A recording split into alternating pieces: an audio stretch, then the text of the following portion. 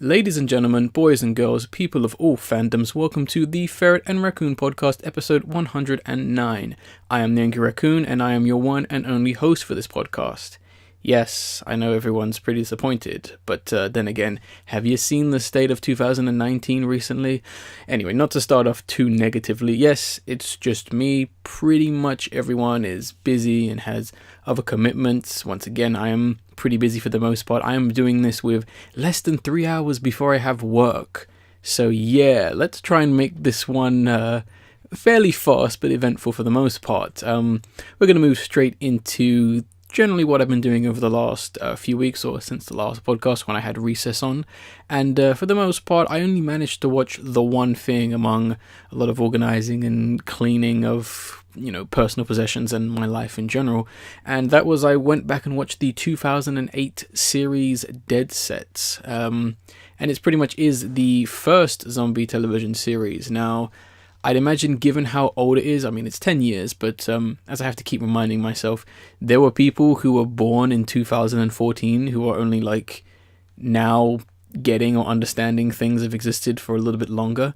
This series is... I don't want to spoil too much, because I think everyone should go and watch it, because it is really, like I said, the first zombie TV series, and I think one of the best, in my opinion. Everything else that's kind of come out of it, I guess... the zombie genre hasn't really done anything interesting, but even going back and watching Dead Set, it's actually been surprisingly interesting to see how ahead of the time it was.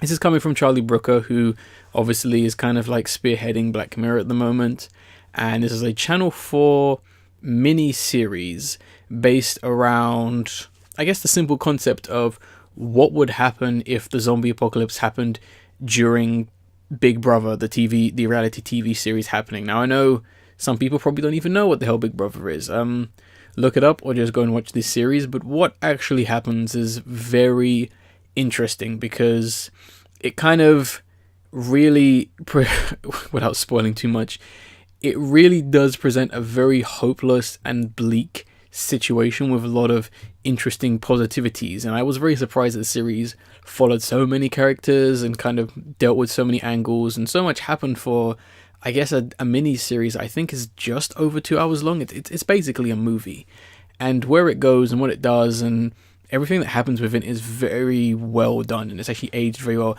apart from a few continuity issues. There was one where it was but there are some great things. There are some cameos for those of you who were aware during the time of Big Brother's hype, and the fact that they actually use the cameras that you typically find within the actual filming of Big Brother to actually make it feel just a bit more real. And I love how they had a nice kind of, how would you put it, blend of very extreme characters along with very relatable and interesting characters. So it kind of makes sense, because that's kind of the whole point of Big Brother. You kind of see these larger than life characters who are not real people, but kind of putting them in that situation of Big Brother along with the situation of a zombie apocalypse creates some interesting, character shifts and character changes, and natural ideas, I guess you could say.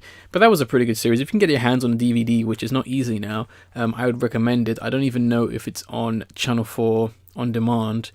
If it is, I would definitely go recommend watching, because it's basically Black Mirror episode 0 to some extent. But yeah, other than that, things have been pretty interesting in the world. The first thing we want to talk about is going to be the fact, and it is kind of unfortunately sad news for the most part, and that is that Activision Blizzard, as they're now called for some bizarre reason, despite the fact they own way more companies than just Blizzard.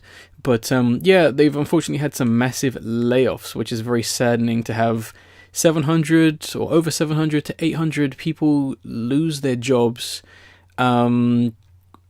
basically out of the blue. And it's just the worst method in which this happens when mass companies do this to their employees for the most part.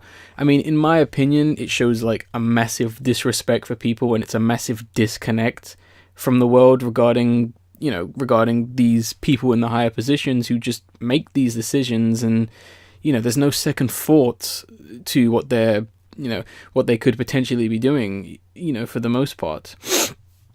Sorry, excuse me.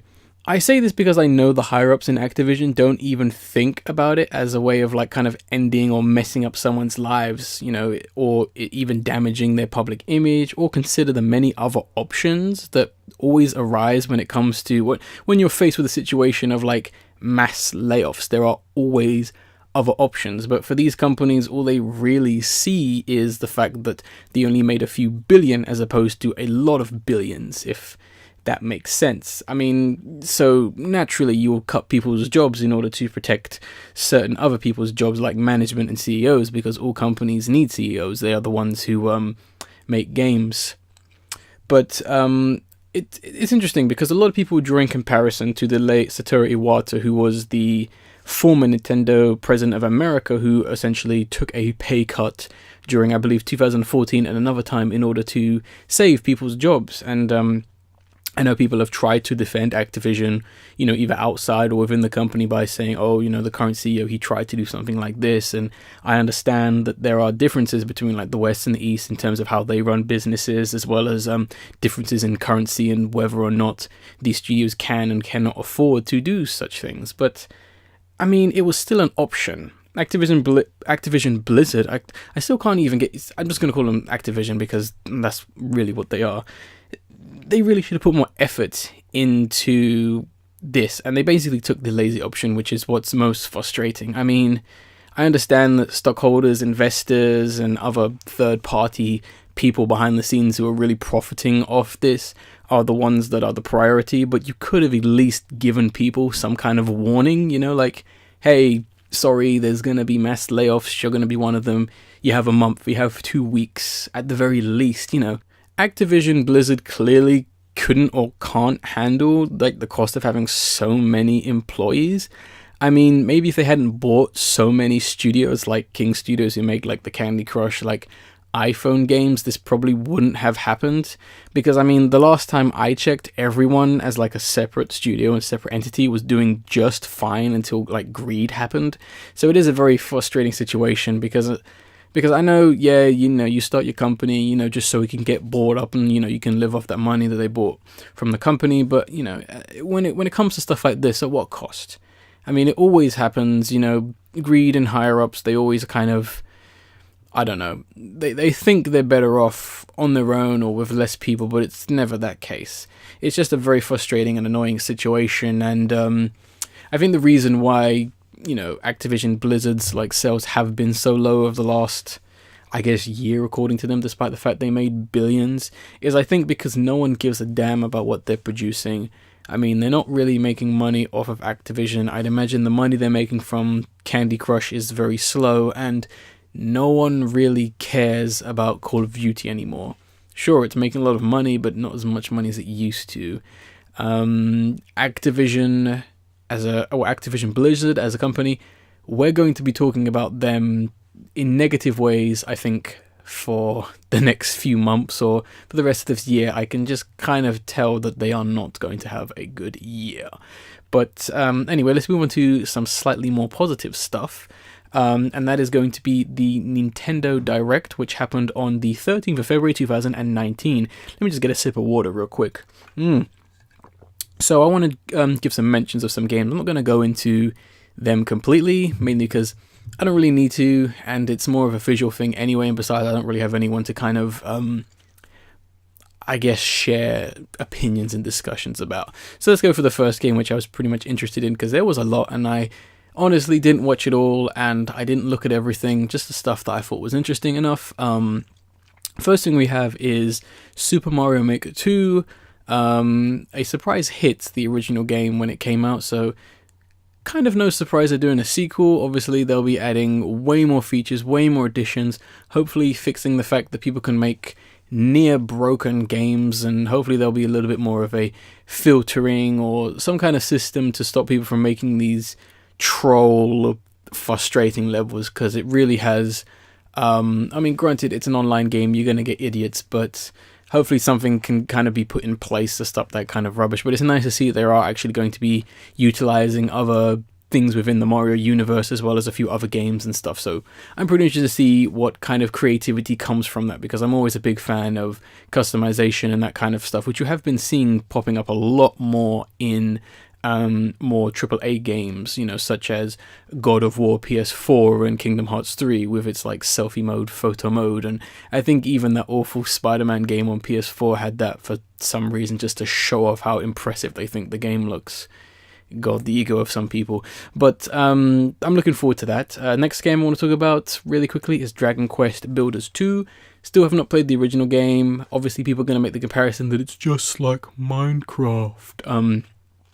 Fun fact, Minecraft was not the first game that involved blocks and building, just to let you kids know. But this game looks like it could be pretty cool. They're really expanding on it. It's got a little bit more of a story, a little bit more of a world, a little bit more of a point compared to the first game, which was a little bit more, hey, it's Dragon Quest and you're building things in Dragon Quest. It actually has a little bit more going on to it, which I think is a good direction for them.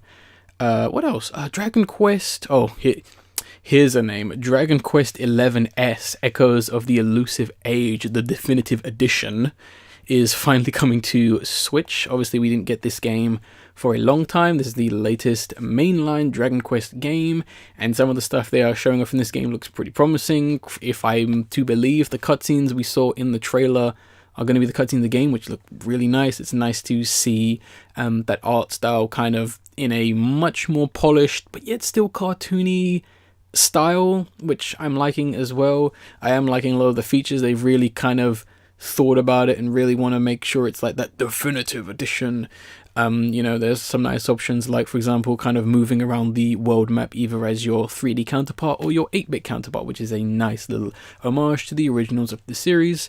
Looking forward to this game. I would honestly like to see it get ported elsewhere as well, just because I think more people really do need to get into the Dragon Quest series, just because it's that good. And I still think over in the West, I think it's still a bit underrated. I think most people have only really played the ones that are on the PlayStation 2, but I might be wrong. Let me know if there actually is a big community for Dragon Quest over in the United Kingdom. Next game, what do we have next? Let's talk about, really quickly, Yoshi's Crafted World, which I'm guessing is a sequel to Woolly World, I believe, or was there a game before that? I'm not 100% sure. There's so many Yoshi games that come out on Nintendo main consoles that I kind of get confused and they unfortunately blend. That's not to say I think they're all bad. This one looks pretty cool though. It looks really sweet. It's really kind of messing around with creativity and forced perspective and really kind of taking that crafted paper aspect. Yoshi's walking around in like cardboard shields, which I think is a neat idea, collectibles, and also it's an extra hit, which I think is great. Looks really cute. This is hopefully definitely a game I think will sell very well, because whoever is working on this, the creative team at Nintendo, are just having a blast, just I guess coming up with these creative ways to kind of push the limitations of animation to some extent, which I'm always appreciate. Next game I want to talk about is one that I'm looking forward to, and hopefully will play when I get a Switch, because I'm not bothering with a PS4. Fire Emblem Three Houses. This is the next, I guess, mainline Fire Emblem game. I'm a big fan of Fire Emblem, although I'm not very good at it.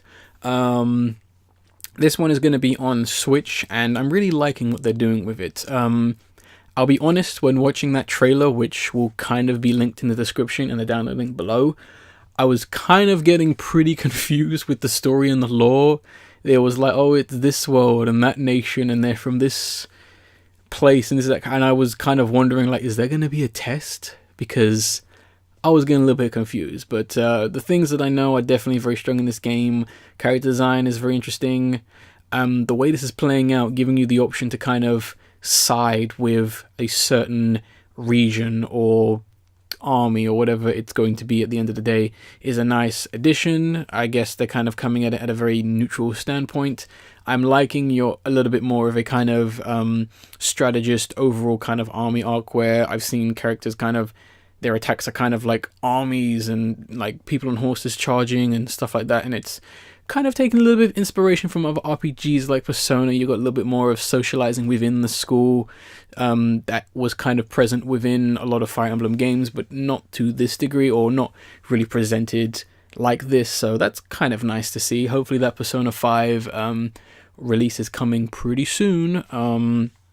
But yeah, cannot wait for that game. I cannot wait to watch the gameplay and hopefully get a Switch on it. I know there's going to be a special edition, which I'm looking forward to. Final game I want to talk about is going to be Astral Chain, which is Platinum's next game. Platinum, the people who made games like Vanquish and Bayonetta, they're back with a brand new game, which I imagine is going to be a Switch exclusive, because for whatever reason, everyone talks about how much they love Platinum games, but certain studios or certain console holders just kind of seem to not give a damn. I'm mainly referencing the fact that Sega and I think Sony said no thank you to Bayonetta 2, to which Nintendo was like, yeah, we'll do Bayonetta 2, as well as Microsoft cancelling Scalebound as well. So why not work for people who will actually let you make the games you want? That sounds like a pretty cool deal.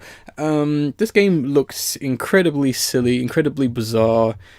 It's very Platinum for the most part, very anime inspired, ridiculous. But I do like some of the mechanics and some of the ideas coming with it. This kind of like chained combo linking system where you're chained to kind of like this android robot animal or your partner, and you're doing these crazy combos and connecting them.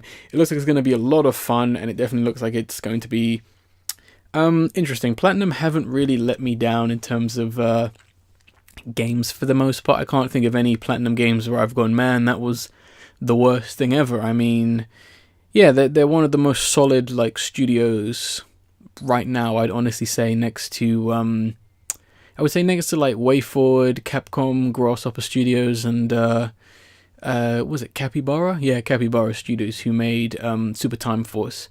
Some of the best studios right now, so it makes sense. And Nintendo, let's throw Nintendo in there, and Ubisoft. They're some of the best. Everyone else is kind of slacking. I mean, I don't need to even mention EA, because EA is not doing anything. Yeah, it's probably going to upset some people, because people are going to go, oh, but EA's... No, EA is not doing anything. You just got to admit that. EA will be dead soon. Yeah, and that's the last kind of game I want to talk about in terms of the Nintendo Direct. But I have one more story in terms of Nintendo stuff, and that is going to be that Reggie Fils-Aimé, the Nintendo's President of America, is retiring. He announced in a video a very heartfelt message, which I've linked in the description and download link. He is retiring later this year, and it's very sad to see that the Reginator himself will be gone. It's kind of weird to think about Nintendo without Reggie Fils-Aimé, and I think the main reason why I want to kind of mention him and kind of talk about why this is a big deal compared to, let's say, other CEOs and presidents leaving, major studios and developers, is because unlike some other companies, Nintendo and Reggie really embraced the jokes and the memes that were kind of created around them, and they really expanded and really referenced them and kind of went along with the jokes with the fans, you know what I mean? And they definitely seem to really enjoy it. It didn't really feel like awkward or stilted, like, oh, we gotta make reference to this joke we're making. It's not like when Todd Howard comes out and makes a joke about how Skyrim is on everything. That just feels forced. That just seems like he's addressing the fact as opposed to kind of making fun of it, or whatever. Todd Howard is a con man anyway, but it doesn't feel awkward, unlike a CEO from another company coming on E3, for example, and being like, yeah, gotta love them zombie games. Or that former president of Microsoft, when he was, instead of wearing a suit, he was wearing his own clothes, and he just looks so awkward because he's such a corporate businessman shill that the fact that he's wearing normal clothes just makes him feel uncomfortable. Stuff like that. And and just an example, I will remember phrases like "my body is ready." That's a classic phrase that comes from E3 of 2007. For the right reasons. It's natural and it reflects the kind of person Reggie was. Unlike some other kind of forced stuff, once again, that you will see in other people's, let's say, presentations and stuff like that. The amount of times that someone who's working on the game and just comes and goes, in this game, you are playing John, a survivor of a post-apocalyptic world who now must find his wife who has gone missing. You know, you just don't care when you hear stuff like that, especially when a gun is pulled out. I lose 66% interest in a game as soon as I see a gun. But and also, I mean, some people were kind of saying and making jokes already that Doug Bowser will become the next president of Nintendo of America, and I think given the things I've seen from Doug and things I know of this guy, I mean, he's well aware his second name is Bowser, who is one of the main villains in the Mario series. He knows that, and he's kind of slyly been making references to the fact. I mean, there is a scene, or I guess an event when they were promoting Mario Galaxy where he is wearing the same wedding hat that Bowser's wearing. He knows what he's doing. He knows the jokes people are going to make, and I think he is definitely going to really carry that on. The next E3 with him, I guess, spearheading it is going to be very interesting for the most part. And that's kind of like the rough fortnight things that happen. Some interesting stuff, mainly gaming related, which is very rare. We hardly ever talk about games on this podcast anymore, and that's mainly because gaming's dying. I'm just gonna say it, guys. Gaming's dying. You know, it's quite telling when the only games people are looking forward to are Capcom games. So yeah, but now we're actually going to move on to a slightly different topic, and we're going to talk about the main trailers I have to talk about. I got two because I couldn't really be bothered. Oh no, wait, I forgot about one thing that recently just came out. The Oscar winners of 2019. Yeah, I completely forgot about that. Let me mention that real quick. I'm not going to go over everything for the most part, but because this literally just came out. And yeah, I'm surprised Best Picture actually went to Green Book. I would have much rather it go to Roma or Favorite, or The Favorite, because those are the better films in my opinion. So pleased it didn't go to Black Panther or Black Klansman. That would have just been, oh god, you don't even want to know how much. I'm not even going to get into that because that could be a whole nother hour.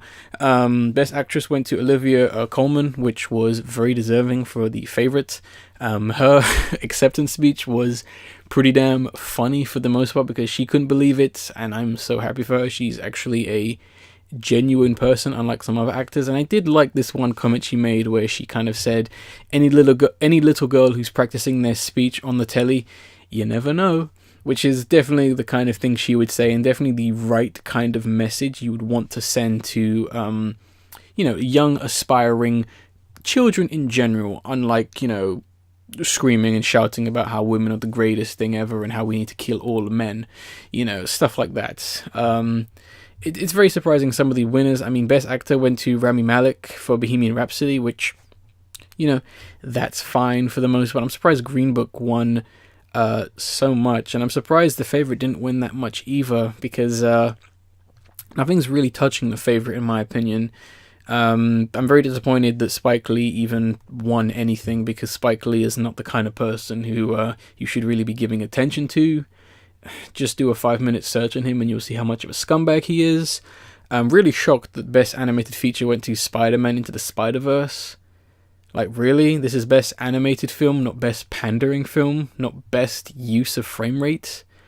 I mean, every other film other than Disney's, I mean, Mirai should have won, Isle of Dogs should have won, because that's a real testament to animation. I mean, you people are just freaking out because it looks different.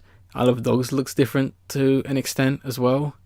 Like, really? Come on, guys. Like, I'm really upset about that, and it just makes me not want to watch the film even more. Like, come on, what is so special about this Spider-Man Into the Spider-Verse film? Really? Like, come on, it looks like trash. Let's be honest. This is not that great for the most part.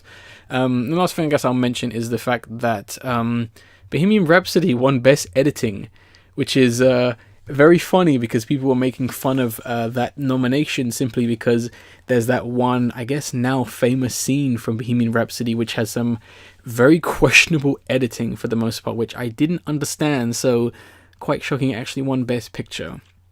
But yes, sticking with films, and let me get a drink real quick. We got two main trailers to talk about on this podcast. very interesting ones that are very similar at the same time. The first one is going to the trailer simply titled, in all caps, Love, Death plus Robots. This is going to be a anthology film about said things, love, death, and robots. And as I'm sure you've probably noticed listening to this podcast, I love animation, I love horror stories, I love sci-fi based on future technology, I love anthologies. So this is the perfect film for me, an original, partly animated anthology film, a bit like the Animatrix, a film no one talks about despite the fact it's the best part of the Matrix. Yes, I said it, come fight me, the Matrix is garbage. But yeah, I mean, you know, I should be going, oh hell yeah, this is the film to watch, it's the one to really beat. No, for the most part. The trailer was way too obnoxious, and it had way too much of this in-your-face attitude, and it was trying way too hard to be edgy in its attempts to kind of present itself as this maybe grindhouse-like film. I mean, it was almost constantly shouting like, look at all this sex and violence and sex and blood and gore and sex, aren't we so cool? That's kind of the impression I got from its very Caesar-inducing editing, which kind of just makes me think that if you're trying to make your film look this interesting with this level of braggadocious editing, your film's probably not that good. I mean, although I put it in the description, I honestly wouldn't recommend watching the trailer. I think it is god awful in terms of what it's trying to be. It's very fake for the most part. You should kind of come at this with a little bit more grace if you actually have some kind of artistic integrity, or there actually is some kind of substance within this, because all your trailer says is, look at this blood and sex, which yeah, that stuff can be cool, but once again, like I said, if you're presenting it like this, it kind of makes me not want to watch your film, because yeah, it doesn't really basically you're talking loud but saying nothing at the end of the day. And you know, your usage of certain scenes in particular is very questionable. I mean, I'm going to watch this film for the 3 short films that are actually good, because that's what is going to be the end result of this film. The 3 films are actually good, that don't seem to just be very exploitative in terms of its subject matter. So very disappointing, but I will buy this on DVD when it's released in 2026. Next TV series, also an anthology series, and one that I have kind of been looking forward to for a little bit, and that is the Twilight Zone, the 2019 well, I'm gonna get into what this is in a minute. The 2019 series, let's say. And watching this trailer, which for some reason has kind of been made unavailable in England, so I've linked you the Twitter link of the trailer, because hey, we got a brand new show out, make sure no one can see the trailer for it. Not only does Black Mirror actually have some competition now, but if Jordan Peele pulls this off along with his next film Us, which comes out very soon, he's set to own 2019. That is a statement from me. If it comes true, I said it first. Yeah, this trailer was pretty good at messing with you, especially fans of the original series. Now, I love the original series. I haven't watched everything. I haven't watched every incarnation. I haven't watched the later 90s or 2000 versions of it, because why would I? And yeah, it was interesting because they made references to a lot of episodes that are very well known, along with some slightly more obscure references, which I thought was quite interesting in terms of what it might be doing. And it's interesting because I was not expecting this series to kind of be more of a remix / or an existing universe of the original series, kind of existing within a world, or being some other kind of world, kind of coming into this world, or it all really happened in one world. It's really hard to tell, but it's an interesting take to have this kind of, from what I can tell, conspiracy, kind of like number pattern connection, like mystery about it, which I really do like. I think it's very clever and fitting in terms of, like, I guess, what's popular now and kind of what would you do with an anthology series that had such a rich history within, I guess, other anthology series and television history in general. I mean, The Twilight Zone is a classic in its own right. Most people who unfortunately have never seen an episode of The Twilight Zone know about certain twists, know about certain ideas, know about certain actors, references, and stuff like that. I mean, most of the Simpsons Treehouse of Horror episodes are just retellings of Twilight Zone episodes for the most part. You'll be surprised how many they ripped off. It's great. Twilight Zone is a big part of kind of like culture and history, and I guess that's maybe what we're going for here, is this kind of mind mess that, yeah, this was all real, or this all happened in some capacity. And one thing I really did like is you also see Jordan Peele in the trailer, who I'm guessing is going to be the host, as there typically is for some incarnations of the Twilight Zone. But what's interesting is I think he's going to be playing more of a character who's everywhere and knows exactly what's going on. This mysterious, maybe omnipresent character who, maybe in a smart twist, and this is my theory, I think he's not necessarily playing the host of the Twilight Zone. I think he's also playing the creator of the Twilight Zone in some sense. I think it might be either like a fourth wall kind of thing, where it's like the world is happening, you see the characters and he's just like, yeah, check out this story or check out this thing. Or he's kind of like, kind of giving that wink to the audience, like, yeah, remember this from the Twilight Zone? Or something like that to some extent. Like, he's kind of in it, and he kind of knows that there is an audience watching, or he kind of knows this is a show, he knows that there's fans of the original Twilight Zone, kind of messing with people. I really am very interested to see, because this trailer is interesting. There are a few things that kind of did make me a little bit worried. Like, I always get very worried when you see, like, very modern political stuff, because you can either do a very interesting take on it, or you can either just completely ruin it and have your show get cancelled, like some shows. But I cannot wait. This is like maybe one of the first times I'm actually interested in a remake of a TV series, because I hate remakes. I think they're all awful. There's only like 2 good ones, and if you don't know what those 2 good ones are, then don't talk to me. But yeah, anything else I want to say about the Twilight Zone other than it looks pretty good, which is shocking. Jordan Peele is he's in track to kind of save the film industry, which is good. It's good to see that people who are or have proved to be as talented as him have actually got more attention, and deservingly so.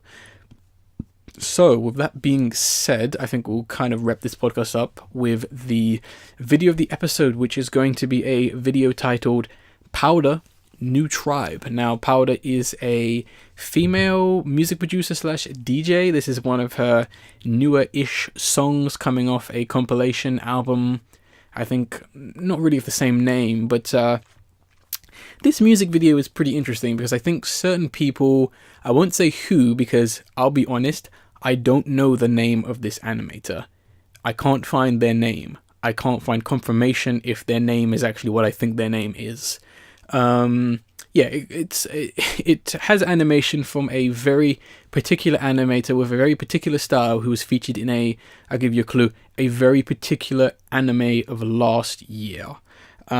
This music video is pretty out there. It's pretty interesting in the way it kind of shows off its style and kind of breaks down the way in which its animation is made, but also has a lot of fun with how the animation looks and kind of really plays around with certain ideas and kind of presents an interesting story if you can figure it out. I love the fact that this video also made a reference to another very famous animation. I was killing myself laughing when I saw those references, and hopefully you will too. That's why it is the video of the episode. And as my voice is slowly dying, I think it will end this podcast. It's been a fun one, guys. I give you guys a quick update in terms of why so few people have been on the podcast. Ferret is very, very, very, very busy. Ace is basically taking a bit of a break for the most part. Recess is very busy. Owl is very busy for the most part, and it's just kind of been a bit crazy because everyone is kind of moving and being in certain positions that don't always allow for them to be available. So luckily for me, I have just enough time. Like I said, I have about 3 hours before I have to get to work. So, yeah, things are crazy, but I'm going to make sure the podcast goes up early and on time for the rest of the year, hopefully, as well as hopefully providing you guys with some enjoyable comments and content, and stuff. And please let me know if you have any other questions, you want to bring up any discussions and other stuff. Email me and us at raccoonplusfriends@gmail.com. You can also hit me up on my Twitter at what is my Twitter anyway? I believe it's Angry Raccoon 1. Is that what it's called? No, I believe that's what it's partly called. It's just at the Angry Raccoon. Only one C in the raccoon. I'm kind of going to be destroying my Twitter to some extent. My tweet count is going to go down over the next few weeks because I'm going to organize it and let it be a bit more, tidier for the most part. So don't freak out if you're one of those people who see that as if I'm like, kind of purging my stuff. But yes, I don't think there's anything else to say. I will be watching another anthology series or film for the next podcast because I'm going a bit mad, and I'm also trying to leave you guys subtle hints for the rest of the year. But I think I'll end this podcast like I always do by saying I was the Angry Raccoon, and I will hopefully see you with others on the next podcast.